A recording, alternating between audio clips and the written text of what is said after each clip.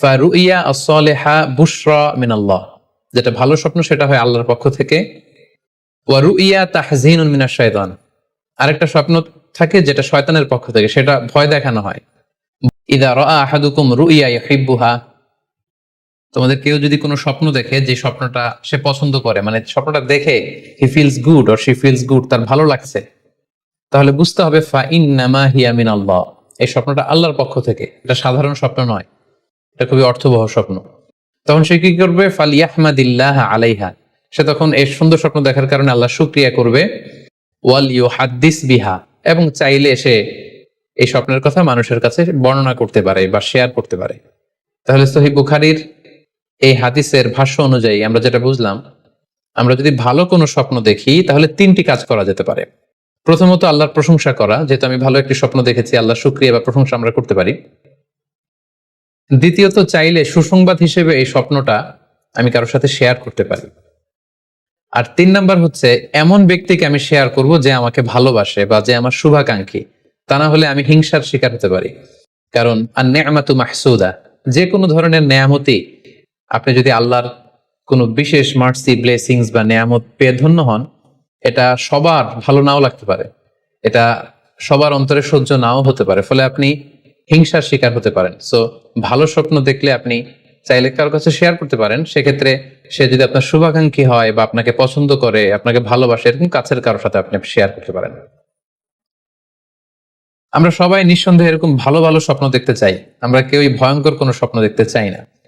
আমরা নিঃসন্দেহে এমন স্বপ্ন দেখতে চাই রাতের বেলায় যে স্বপ্নে আল্লাহ তাআলার পক্ষ থেকে আমাদের জন্য দিক নির্দেশনা থাকবে, অথবা কোনো সুসংবাদ থাকবে, কিংবা থাকবে আগাম কোনো সতর্কতা বাণী। এ জাতীয় ভালো স্বপ্ন যদি আমরা দেখতে চাই তাহলে আমাদের কি করা উচিত? সেক্ষেত্রে সর্বপ্রথম আমাদের যেটা করতে হবে, আমাদেরকে সত্যবাদী হতে হবে। সাধারণত সত্যবাদীদের স্বপ্ন সত্য হয়ে থাকে। যেখানেই সত্য সেখানেই যেন আমার অবস্থান হয়, আমি যেন সবসময় সত্যের পক্ষে থাকি। 2 নম্বর হচ্ছে আকলুল হালাল, আমাকে হালাল খেতে হবে। যারা হালাল খায় তাদের স্বপ্ন সাধারণত সত্য হয় এবং অর্থবহ স্বপ্ন হয়। পাশাপাশি আল্লাহ তাআলার দেয়া যে আদেশ নিষেধ সেগুলো আমাকে মেনে চলতে হবে। 4 নম্বরে রাত্রিবেলা আমি যখন ঘুমাবো আমাকে অজু করে ঘুমাতে হবে। ওয়ায়ানামু আলা তাহারা, পবিত্রতার সাথে যদি কেউ ঘুমায় তাহলে অজু করে ঘুমালে রাতে সে যে স্বপ্ন দেখবে সাধারণত সে স্বপ্নটি সত্য হয়। যদি সম্ভব হয় ক্যাবলামুখী হয়ে শোয়া, ক্যাবলামুখী হয়ে আমরা শুতে পারি। এই বিষয়গুলো যদি আমরা এনশিওর করতে পারি, অর্থাৎ সত্যবাদী হওয়া, হালাল খাবার খাওয়া, আল্লাহর দেয়া বিধিনিষেধ সবসময় মেনে চলবার চেষ্টা করা, রাত্রিবেলা অজু অবস্থায় ঘুমানোর অভ্যেস করা, পাশাপাশি ক্যাবলামুখী হয়ে শোয়ার চেষ্টা করা, এই বিষয়গুলো যদি আমরা মেনটেন করার চেষ্টা করি তাহলে আমরা যে স্বপ্নগুলো দেখব সেগুলো সত্য স্বপ্ন হবে বলে আমরা আশা করি। প্রিয় সুধী, এবারে আমরা জানবো স্বপ্নের দ্বিতীয় প্রকারের ব্যাপারে, অর্থাৎ যেটাকে আরবিতে বলা হচ্ছে হল, বা আমরা বলেছি শয়তানি, যেটা শয়তানের পক্ষ থেকে আসে।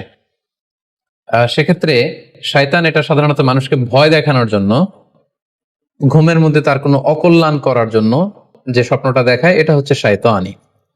সেক্ষেত্রে সহিহ মুসলিমের একটি হাদিসের কথা আমরা এখানে উল্লেখ করতে পারি।